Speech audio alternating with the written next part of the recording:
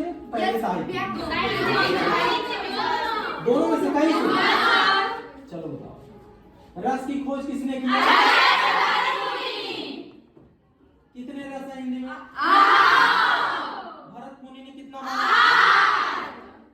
किस रस को भरत मुनि? शांत रस को नहीं मानते। ये बताओ कि भरत मुनि ने कौन सा ग्रंथ लिखा? नाट्य शास्त्र। अभिनव गुप्त ने कौन सा ग्रंथ लिखा?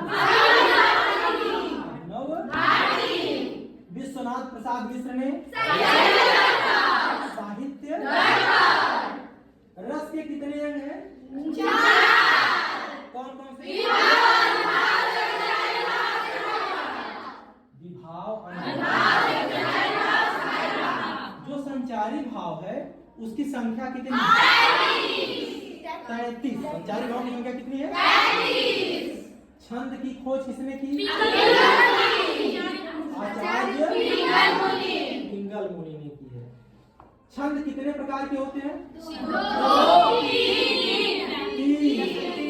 कौन कौन से? मातृ छंद, मुक्तक छंद की खोज किसने की? निराला जी ने। किस रचना में? जूही की कली किस सन में लिखी गई?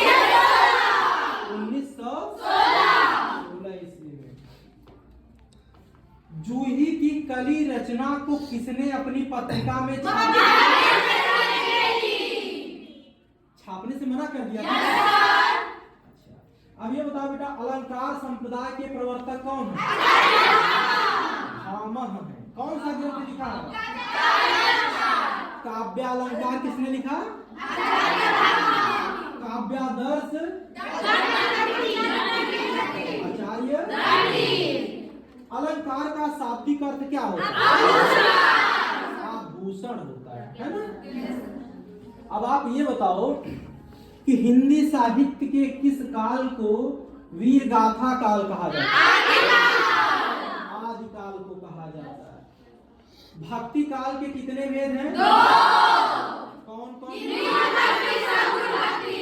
निर्गुण भक्ति के कितने वेद? 2। कौन कौन? सगुण भक्ति के 2। कौन कौन से? अब एक चीज ये बताओ बेटा, आदिकाल के पहले कवि कौन? सरहपा। कौन सा ग्रंथ लिखे हैं? दोहा कोश। ठीक है ना?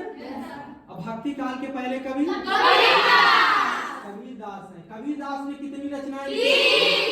कौन कौन सी? इसका संग्रह किसने? बीजक नाम से आया था। किसने संग्रहित किया? धर्मदास ने किया। किस सन में किया? 1464 ईस्वी में किया। अच्छा, कबीरदास के माता पिता कौन? नीरू और इनके पुत्र पुत्री? अच्छा बेटा, इनके गुरु कौन थे? रामानंद के कितने शिष्य थे? 12 शिष्य थे। ठीक है ना? अच्छा, एक चीज हमें ये बताओ बेटा, किसने कहा कि मसी कागज कबीरदास ने कहा है। अब बात करते हैं बेटा कि जो कबीरदास हैं, कबीरदास की भाषा को सधुक्कड़ी भाषा की रामचंद्र। किसने कहा कि कबीरदास की भाषा पंचमेल खिचड़ी श्याम सुंदर दास। किसने कहा कि कबीर बाणी के डिक्टेटर हैं हजारी द्विवेदी ने कहा। अच्छा, एक चीज और बताओ, मीराबाई किस युग की कवित्री है? भक्ति काल में किस युग? सगुण भक्ति। सगुण भक्ति में कृष्ण भक्ति। अच्छा, कृष्ण भक्ति जो कवि थे, इनकी भाषा क्या है?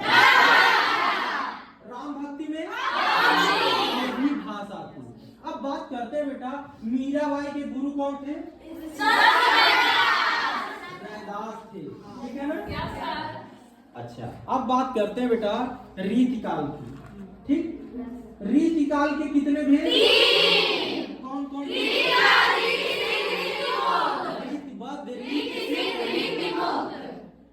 काल के प्रवर्तक कौन है? केशवदास। आधुनिक काल के प्रवर्तक भारतेंदु हरिश्चंद्र। प्रताप नारायण मिश्र किस युग के कवि? भारतेंदु युग के। अच्छा, ये बताओ कि सरस्वती पत्रिका के संपादक कौन?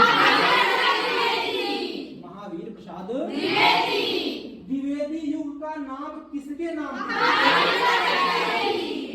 छायावाद के 4 कवि का नाम है?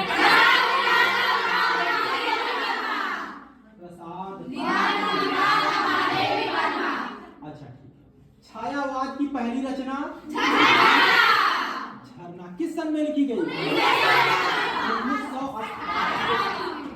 छायावाद की अंतिम रचना कामायनी है। बिल्कुल सही सर। ये बताओ कि किसको आधुनिक काल का मीरा कहा जाता है? महादेवी वर्मा की पहली रचना निहार है। निहार की भूमिका किसने?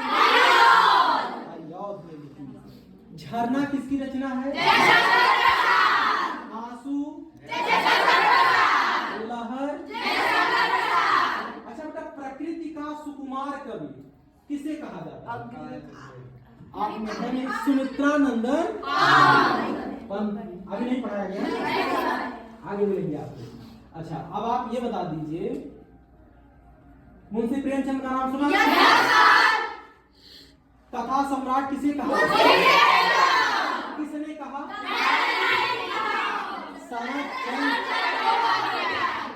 ठीक है। मुंशी प्रेमचंद ने कुल कितनी कहानियां लिखी? किस नाम से? मानसरोवर नाम से संग्रहित है। मानसरोवर के कितने भाग? 8। अच्छा, ये बताओ बेटा, गोदान किसने लिखा है? मुंशी प्रेमचंद। कफन? मुंशी प्रेमचंद। मंत्र? मुंशी प्रेमचंद। अच्छा, मंत्र कहानी में किस व्यक्ति के जीवन का वर्णन? भगत है ना? अच्छा, उसमें डॉक्टर का क्या नाम था? स्मृति पाठ किसने लिखा? गिल्लू किसने लिखा? महादेवी वर्मा को उनकी किस रचना पर ज्ञान यामा में कितनी रचनाएं? कौन कौन सी? निहार मतलब यामा में 4 रचनाएं हैं। कौन कौन सी? बहुत सही बेटा। अच्छा, ये बता सकते हो कि ज्ञानपीठ पुरस्कार सबसे पहले हिंदी में किसको मिला? पंत जी को। नहीं, अब यहाँ तक समझ गया? अब समास पे आते हैं, ठीक है ना? समास का शाब्दिक अर्थ क्या है? संक्षेपी। अच्छा, कितने समास होते हैं? कौन कौन से?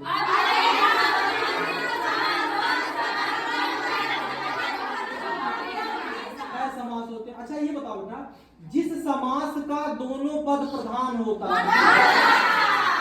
द्वंद्व समास। जिस समास का कोई अन्य पद प्रधान? बहुव्रीहि समास। ध्यान से पहले सुनना। किस समास का पूर्व पद संख्यावाची और वह अपना सामान्य अर्थ? अच्छा, ये बताओ, त्रिनेत्र में कौन सा समास है? बहुव्रीहि समास। क्यों बेटा? क्योंकि शंकर जी को कहा जाता है। समझ गया? माता पिता में कौन सा समास? द्वंद्व। अच्छा, अब आप ये बता दो कि संधि का शाब्दिक अर्थ क्या होता है?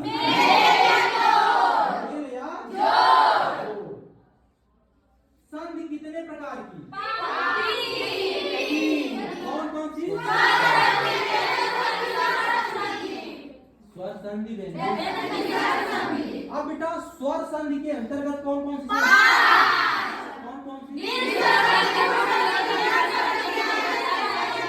बहुत सही, बहुत सही। अब नहीं पूछा जाएगा।